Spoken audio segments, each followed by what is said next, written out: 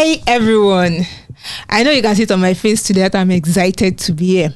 And it's not just because one of our own in Nigeria is on our way to bagging a world record. I'm talking about you, Dabasi. I said you are living under the rock. You know that already. But I'm excited about Lagos Startup Expo that is just a few days away, like less than 2 days away.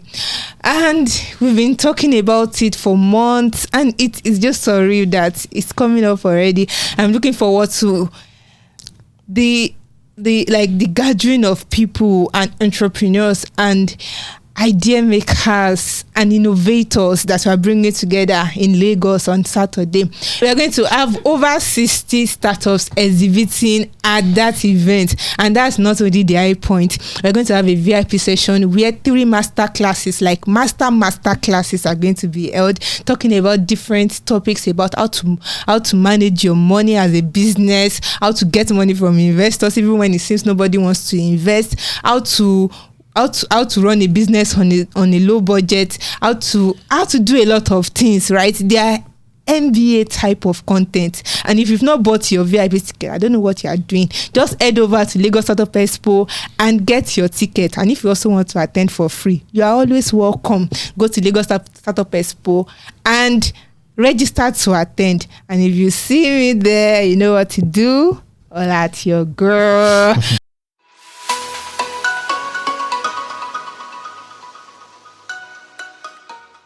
With me here today is Bolu and Chimgozirim. Yep. And we're going to be doing a lot of things quickly.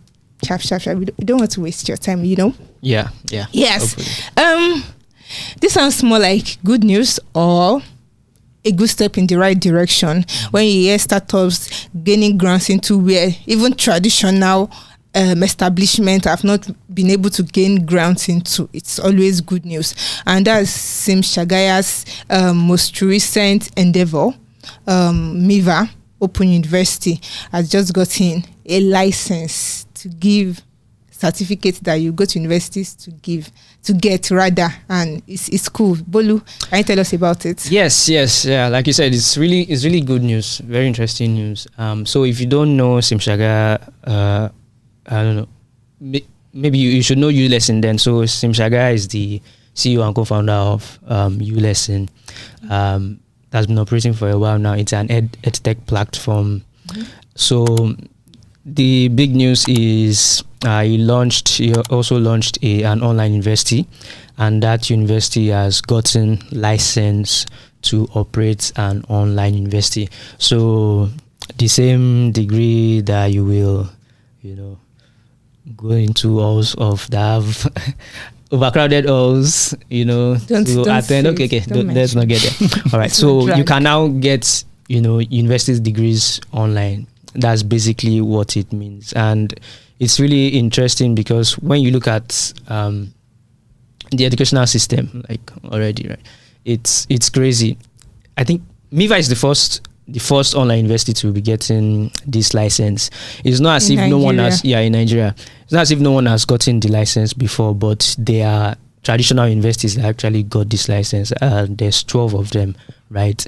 And it also shows how big a deal it is if just 12 universities out of all the universities we have in Nigeria have actually gotten this license. So it goes to show that a lot of preparation is needed to get this license for it to actually work, because even in more advanced countries, you see, when the whole COVID thing happened in US, like 50% of schools, like tutors that were already operating there, 50% of them could not really move to the whole online thing, right?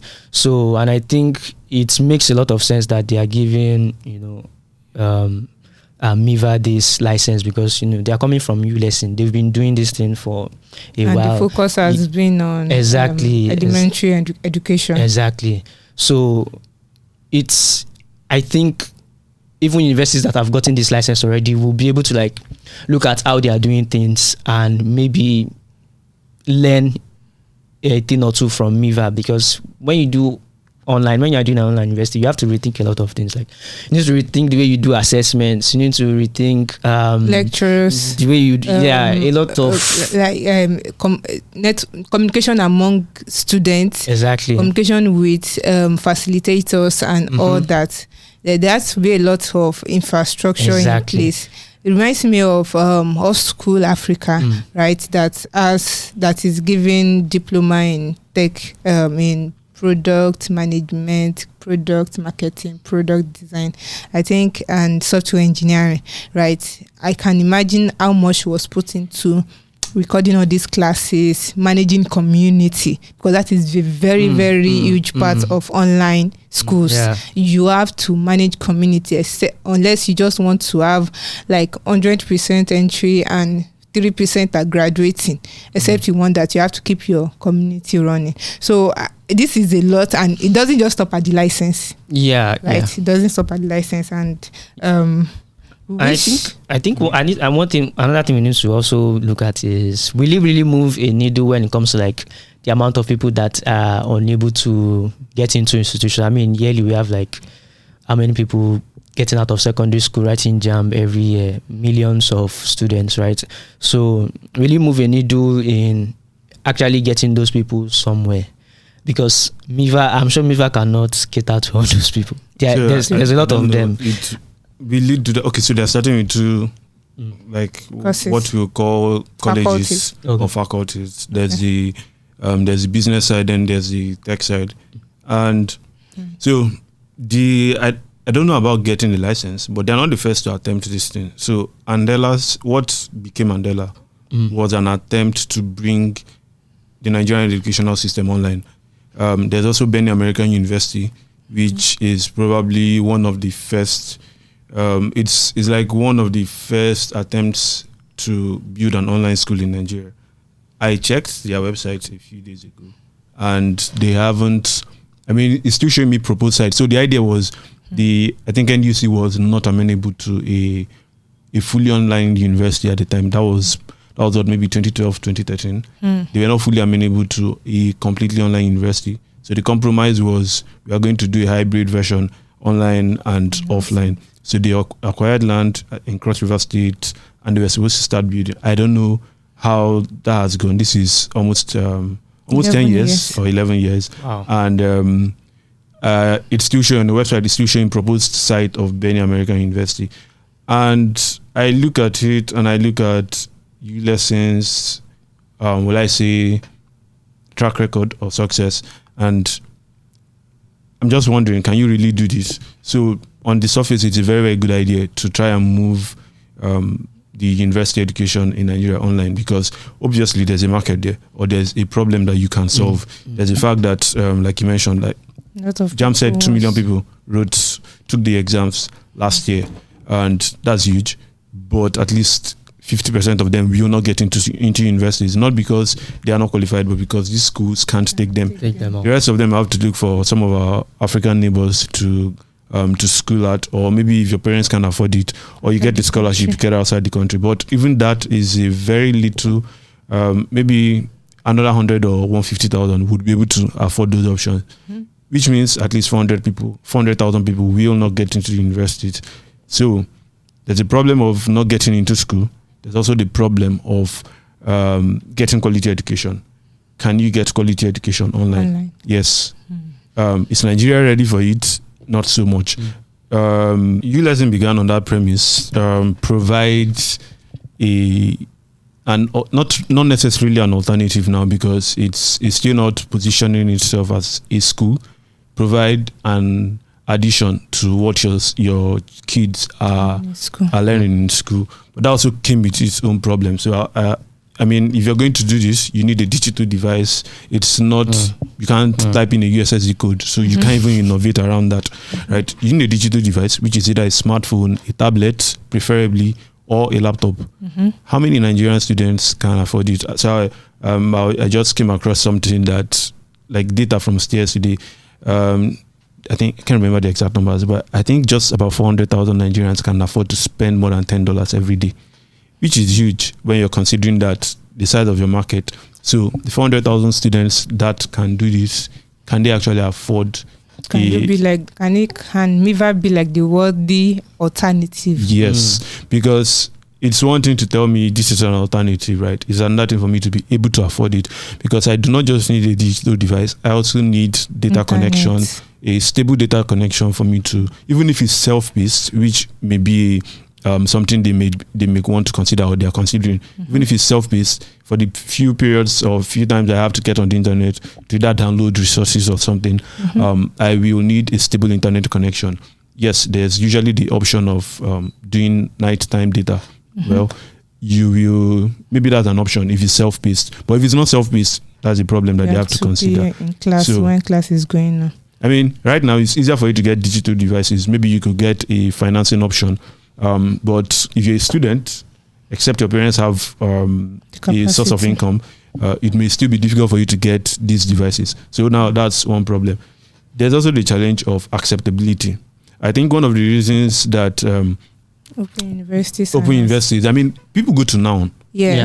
National Open University. People go to Noun, right? I don't recognize that they will graduate. So there's this tier, or maybe this, I guess it's an unspoken rule.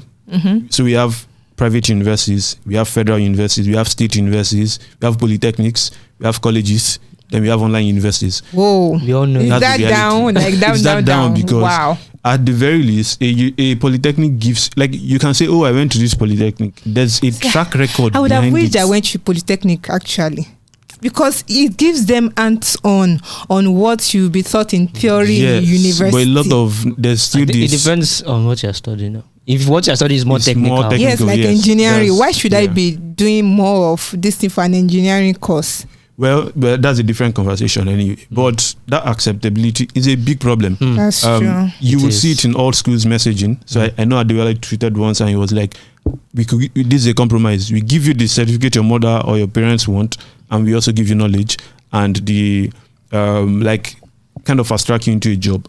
So that hints at the acceptability issue. Nigerians, forget what people are saying. No. Yes, it's only in tech that you can easily get a role without go to school. And it's easier. Maybe because it's like the norm, so it's easier. But in other fields, right, you need a respected degree to get in. That's why you hear people say, I only if you want to hire like really good employees, they tell you certain universities who I would not be mentioning because they usually leave my own school out. So there's that acceptability problem which they have to overcome. So overcome it. I think I understand your skepticism, or is that the way it's said? The problems are in our faces. Even is it companies? Do I call them companies or startups? Do I call them startups? I want to say like establishments that just come up to offer people tech skills. They have to be faced with the challenge that how do we even get these people to learn these skills when they can't have access to the basic facilities that will help them? And some of them are even beyond their hands, like internet connection. So they have to spend time on providing scholarships for these people, on equipping them with laptops, with internet. And you're supposedly a profit-making organization. Exactly. So if you are a profit-making organization, but then it's still a step in the right direction, right? We might say it doesn't move a needle, but to a large extent, it's still giving some people opportunity to have the education that they want to have. So this is a great one, and I hope we're able to fix. I hope we're able to fix the discrimination that exists. I mean, it's employers. So the employers have a very huge role, which is something I think Nextford is working very hard on. So you see their partnerships, like they are trying to get people who are already well established in Nigeria's corporate space to kind of lend some legitimacy to what they are doing, because for example, the lure of getting an MBA for about $5,000 is huge. You can't even get an MBA for $5,000 at LBS. It's a lot more expensive, right? So you see them partner with Sterling Bank CEO. He comes, he speaks about it, tells you that, we've hired some of these guys and they're good, right? And then they tell you, okay, this is where our MBA grads are working at. Like you can use your certificate to go abroad or do things like that. So that's something they can do. And yes, they can move the needle. But I think a better option, if we wanted to solve this problem, better option would have been to encourage universities to actually do this. Right? So the universities, for example, to do a hybrid kini, like, sorry, if you're not Nigerian, you may not understand what kini is, but a hybrid model would have been perfect, because now, which is something ULSN tried when they tried, I think it was called Deaf Kids or something, where they wanted to have like physical locations where if you do not have these devices, you walk in, you do whatever you need to do. So just the same way people, they want to take JAMB or any of these professional exams, some universities, I know that when I wrote an exam at UI, they had like a large building for something like that. So imagine UI, for example, is like they have this partnership or they have this license, which I believe they can get. They have this license. Now someone can say, oh, okay, I don't have enough data connections, but I can go with my smartphone, download the resources I need. If we go home, if maybe for sometimes if you want to have lectures, we could also go, and they will just find a way to work on it. So I think universities they are better placed to do it, and they will solve two problems at the same time. They will slowly make people embrace the idea of online university education, because I think we understand online university education for upskilling, but for getting a degree, it's still going to take a while. So if universities, I think if NUC wants to make this, if you want to solve our education problem, then I think you should make the license even attractive to the universities, because there's a reason universities are pushing against it. It may be unfounded. I mean, I'm not an expert in that space. Their hesitations may be unfounded, but I think if you want to do this, get the maximum results, then use them. They are giving me signals that I should stop talking. Yeah, I think that was something we needed to talk about, because whether we want to admit it or not, it's a problem that exists. And seeing one of us, in quotes, going in that direction, and despite all we've mentioned, is a good thing. Let me take a quick stop from there and just talk about what I don't like talking about, which is layoffs, right? Vodafone have laid off another 11,000 people, like back in the trenches, and it's always very saddening to hear it. But it's a communist world that we are in, and the company needed to do that so that can improve the company's performance, that is, so that they can have enough resources to compete with their rivals, and also improve the experiences they give to their customers. And it will affect the company in different countries like DR Congo, Egypt, Ethiopia, Kenya, Lesotho, Mozambique, and South Africa. And it is what it is, right? Vodacom is a South African company, and I don't want to talk about it. It's sad, so we are going to move on. But this is one of the conversations that I bring up in the Workaholic, the newsletter that covers subjects like this, that talk about labor, that talk about layoffs, that talk about automation in the workplace, that talk about workplace dynamics, and every other thing that you can think of as it happens all over the world. I just start the conversations, and we can continue from there. We'll drop a link that you can subscribe to. Yes, from there we move to MTN. MTN is rechristening one of its subsidiaries because of the general goal. If you remember, when MTN changed, they did not change the color from yellow, but they changed their logo, what we've always been used to since we were growing up. We had to deal with it. Now, that was sad, man. Yes, it was, because that's if we're saying something that you... No, like it felt like a significant part of you was being taken away. Exactly. Like a tough breakup, a friendship breakup. Sorry. Right. But then the reason they did that was to put it in our faces that we've moved on from just being a telecommunication company to becoming a technology company. So there's a renaming going on to one of his subsidiaries, and Shingos Jim is going to tell us about it. Yes, so GlobalConnect, or what used to be MTN GlobalConnect, will now be known as Bayobab, or Bayobab, or Bayobab, or Balab. No, I was not in the studio when this happened. But yeah, they are changing their name, and the mission remains the same. I mean, so GlobalConnect, or what used to be GlobalConnect, is MTN's house for the for its fiber businesses. So they'll still be continuing with that vision, and the idea with going for that name, or going with that name, is that they'll be powering life in Africa. So as you may know, MTN's I think their tagline used to be everywhere you go. Mm-hmm. So this is like another branch of everywhere you go. So now they want to power everything, whether it's your calls, whether it's your internet services, whether it's maybe as a business powering connectivity for you, but basically powering life in Africa. So yes, that's the rebrand. I think we need to have a conversation about rebrands. Why do brands do that? And yeah, because a lot of African startups have done a lot of rebrand in the last 2 years. So yeah, but yes, that's the story from me. One shocking one came to mind that I see I've not wrapped my head around till today, but let's move on. Yes, the fintech today is another newsletter you would want to subscribe to, where we talk about everything about the financial space in Africa, not just startups. We talk about things that are going on in the space, talk about trends and new adoptions in the space. So you should also subscribe to that newsletter, Fintech Today. The link will be in the description. Yeah. We had something that Nigeria's communications regulator just gave banks go ahead. Is it banks? No, it gave telcos go ahead, right, to cut any connection between them and banks that are owing them.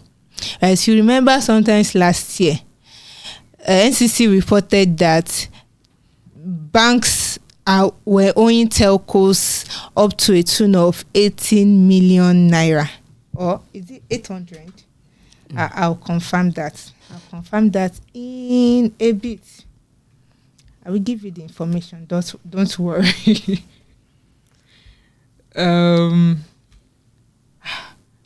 Why is this thing in my eyes? Yes, it's 80 billion naira. That's about $179 million. Like, that's how much you were owing them from using USSD services. Now, NCC has told telcos that why am I mixing this together? NCC have told telcos that if banks do not pay up, cut the service. Like, don't allow them to use USSD. Whether I think the USSD that actually requires payment is when you want to when you want to access any financial service, like you want to recharge, or you want to send money, or you want to pay a utility bill. All those things that you do with USSD, they actually incur a particular amount that the bank is supposed to remit to telcos. Yeah, it's like for every call you make. Yes, it's called a call. We call it a call for every call you make with your star 901, for instance.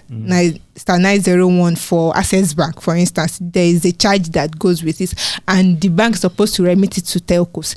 Now, between that last year and this year, that amount have accrued up to 120 billion naira. I know telcos are like, guys, pay up. We are arranging you this service, but they are not paying up. But NCC have said, okay. I think there's no way to mediate this than for you to show them shege. So cut them off. Let them not be able to use USSD. Now, this is the implication. If your bank is owing and you need to do an online transaction that requires OTP, you might not be able to get it via SMS. Wow. If your bank app is not working and you need to use USSD and your bank is owing a telco and they are not paying up, you might not be able to do it. So the implication runs far. So tell your bank to pay up. call your bank, call your account officer and say, oh, my bank is not owing. I don't want to be stranded. But that's by the way. NCC has given the go ahead. And also by the way, starting yesterday, right, I don't know how effective it is at the moment. Starting yesterday, the NCC have said there should be a uniform USSD that started. That all telcos should use. Then it used to be 180 for MTN. God, I used to call them. Really? We used to call MTN customer care that year. Yes. Grace is raising up her hand. I used to call them. They used to be nice, but it's been a while that we had issues. Well, okay. Their still misbehaving. Oh, okay. You heard that from behind the scene. They said it was. But it used to be 180 for MTN. I think 121 for Airtel.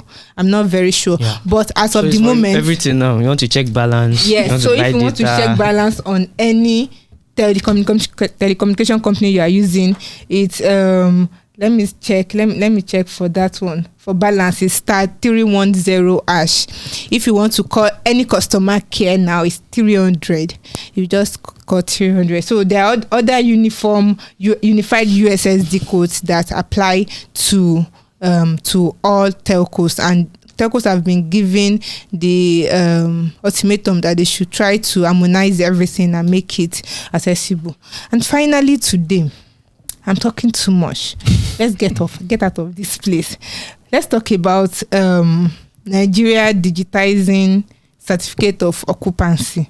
The process, like the same way it came as a shock to us when, not like a shock, it was welcome when they said you can apply for your PVC online, for instance, or you can apply for your driver's license online and finish the process online. All those things. Now you can start the process of getting your certificate of occupancy for your property or for your landed property online. And this was announced by the Minister of Works announcing, Babatunde Fashola.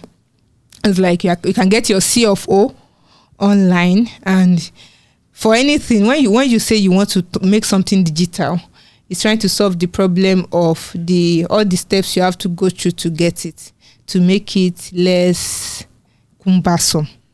But from past experiences in the early stages, it comes with more hiccups than it is solving, but it's a good thing to start. So we follow up with this and come back with more information about how you can do it, about the process you can go through to get it done. But it's a good thing that it's happening in Nigeria. A quick shout out to our sponsors for the Lagos Startup Expo that you will be attending this Saturday.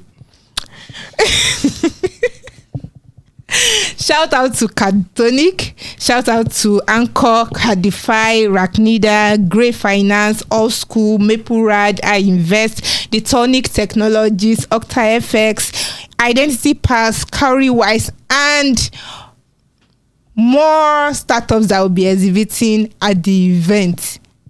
I can't wait. We are counting down already, and if you have not registered, this is the last time I'll be saying it. Go to LagosStartupExpo.com and register. If you are listening to this anywhere and you want to share it with other audio listeners, where can they get it, Bolu? Yes, you can find us on Google Podcast, Apple Podcast, Spotify, iHeartRadio, and anywhere else you get your podcast.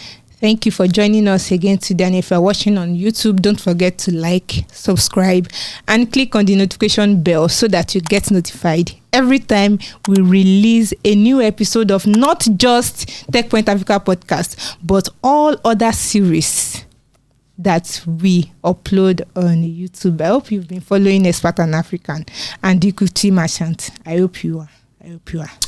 See you next time. Bye. Bye.